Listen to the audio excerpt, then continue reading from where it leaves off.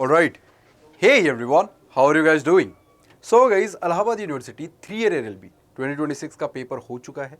17 जून को पेपर हुआ था और आज 18 जून है जब मैं इस वीडियो को रिकॉर्ड कर रहा हूँ।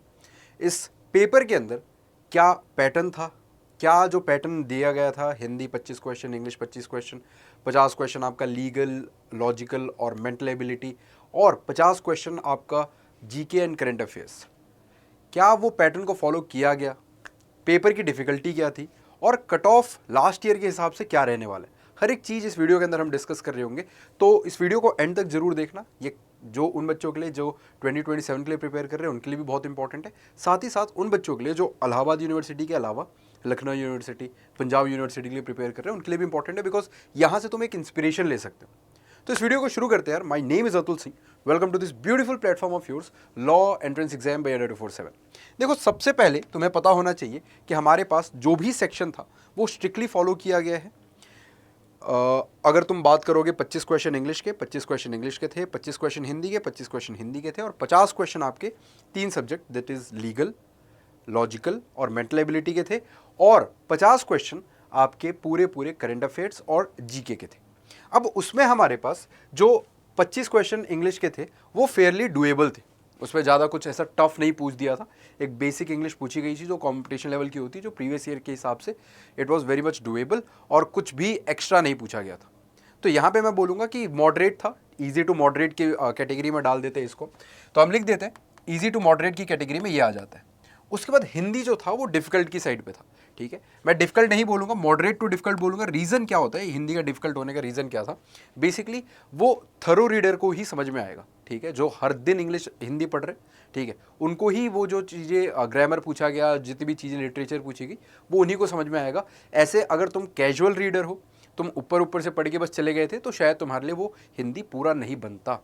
और क्योंकि हम लोग मेजरली अब हिंदी नहीं पढ़ रहे बच्चे, ठीक है, जो इंग्लिश पढ़ रहे हैं इंग्लिश मीडियम में, उनके लिए तो बिल्कुल ही टफ था, और जो हिंदी मीडियम के बच्चे हैं उनके लिए पेपर वॉज डुएबल, बट मैं इसको मॉडरेट टू डिफिकल्ट की कैटेगरी में डालता हूँ।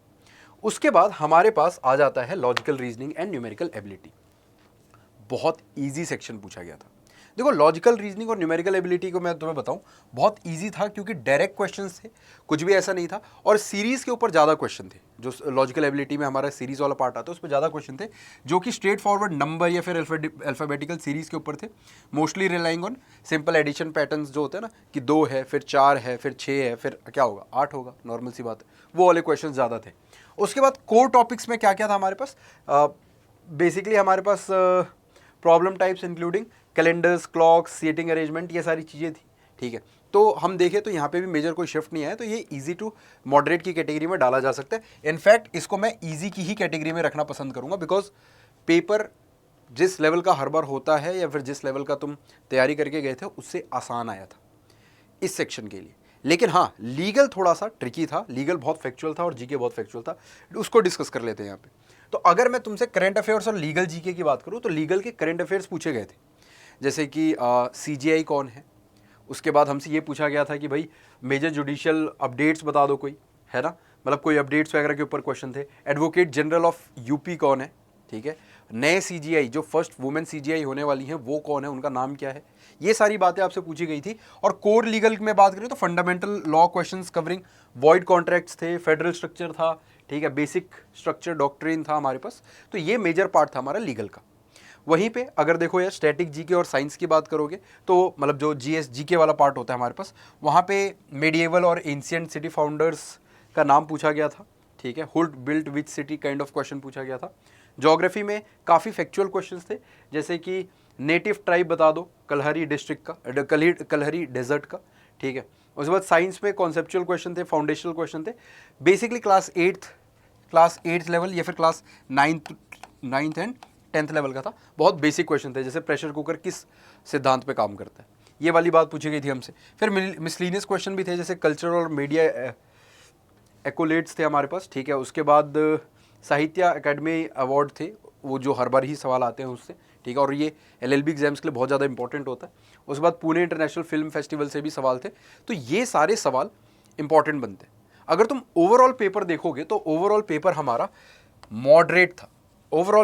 मॉडरेट था, जिसके अंदर आपको फैक्चुअल क्वेश्चन डायरेक्टली पूछा गया है, वरना चीज़ें मतलब ऐसा नहीं है कि तुम्हें बहुत कॉन्सेप्ट्स के पीछे भागने की ज़रूरत है, ठीक है। हालांकि कॉन्सेप्ट्स नहीं आएंगे तो बेसिक क्वेश्चंस भी नहीं कर पाओगे, बट फैक्चुअल नॉलेज भी होना बहुत ज़्यादा ज़रूरी है अगर तुम पूरे पेपर को ओवरऑल देखोगे तो मेरे हिसाब से जो कट ऑफ है वो लास्ट ईयर जैसा ही रहेगा, ज़्यादा कुछ डिफरेंस नहीं आने वाला कट ऑफ में। कट ऑफ के ऊपर मैं एक अलग से वीडियो लेकर आ जाऊँगा। हाँ, जिन बच्चों को पेपर देखना है, ये मेमोरी बेस्ड पेपर है जो कि मैंने कंपाइल किया है तुम्हारे लिए, ठीक है। तो इस मेमोरी बेस्ड पेपर पे तुम जाके देख सकते हो, ठीक है। इसमें मैंने जैसे इसमें इंग्लिश का है तो इंग्लिश में क्या क्या पूछा था, ईडियम था जैसे प्ले डाउन करना, उसके बाद अपोजिट था प्रोफेलिगेट का था हमारे पास अपोजिट था, ठीक है। ऐसे आर्टिकल्स वगैरह के कुछ क्वेश्चन थे, वन वर्ड सब्स्टिट्यूशन के क्वेश्चन थे हमारे पास, ठीक है।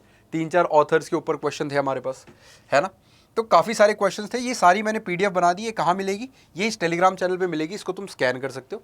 बाकी मैं तुम्हें यही टेलीग्राम चैनल यहाँ पे भी दिखा देता हूँ, ठीक है। ये रहा टेलीग्राम चैनल। जो बच्चे 2027 इलाहाबाद यूनिवर्सिटी के लिए प्रिपेयर कर रहे हैं या सीयूटी पीजी के लिए तैयारी कर रहे हैं, उन बच्चों के लिए मैं एक इंपॉर्टेंट बात बता देता हूँ दैट अभी हमारे बैचेस नए नए स्टार्ट हुए हैं, जिन बैचेस के अंदर आप इनरोल कर सकते हो। और मैं एक इंपॉर्टेंट बात, अगर सच बात बताऊँ तुमसे, ठीक है, तो यार जिस हिसाब का कंपटीशन है उसमें अगर तुम्हें बाकी बच्चों से लीड लेनी है तो एक ही तरीका है कि तुम किसी कोर्स में इनरोल्ड हो, जिस कोर्स में आपको टॉपर्स, जिस कोर्स ने प्रोड्यूस कर रखे हैं पहले, जिस फैकल्टी ने टॉपर्स प्रोड्यूस कर रखे हैं, और उसका स्टडी मटेरियल जो है वो टू द पॉइंट एक्यूरेट है। आपको फालतू की चीज़ें, इधर उधर की चीज़ें नहीं पढ़ाई जा रही, जो चीज़ें पेपर में आती हैं वही चीज़ें पढ़ाई गई। आप पूरे यूट्यूब पे जाकर देखो, आपको कहीं पे भी ये पेपर नहीं मिलने वाला। चल, तो मैं यहाँ पे आपको लेके चलता हूँ ऑर्डर 247 पे, ऑल कोर्सेज। अब ये वीडियो जाने के बाद पेपर मिल जाए तो वो अलग बात है, ठीक है। यूजीएन पीजी पे जाओ, लॉ एंट्रेंस एग्जाम पे जाओ, और यहीं पे तुम्हें दिखेगा सारे एग्जाम्स हैं। अगर तुम इलाहाबाद यूनिवर्सिटी की प्रिपरेशन कर रहे हो तो ये AU LLB पे क्लिक करके तुम ये देख सकते हो। ये 3 ईयर LLB बैच है, अर्जुना बैच नाम है इसका, ठीक है। तो इस बैच के अंदर तुम इनरोल कर सकते हो। ये प्राइस मत पे कर देना गलती से, ठीक है। तुम कभी भी इनरोल करो, यूज़ द कोड अतुल40, मैक्सिमम डिस्काउंट के साथ साथ मेरी पर्सनल मेंटोरशिप भी मिलेगी। अगर कोई परेशानी या दिक्कत हो तो this is my mail ID guys, ठीक है। पेपर तुम्हें यहाँ मिल जाएगा, पेपर मैं तुम्हें यहाँ भेज दूंगा। इस टेलीग्राम चैनल को ज्वाइन कर लो। हालांकि जब मैं ये वीडियो को रिकॉर्ड कर रहा हूँ तो टेलीग्राम बैन कर रखा है सरकार ने, रीनीट की चक्कर में, ठीक है। बट 2-3 दिन में टेलीग्राम ऑन हो जाएगा तो वहाँ पे तुम्हें ये पेपर मिल जाएगा, ठीक है। So yeah that's all for this video. Thank you so much guys for being such a wonderful audience. मिलते हैं अगली वीडियो, अगले सेशन के अंदर। Until then keep grinding, keep hustling. जय हिंद, bye bye and take care.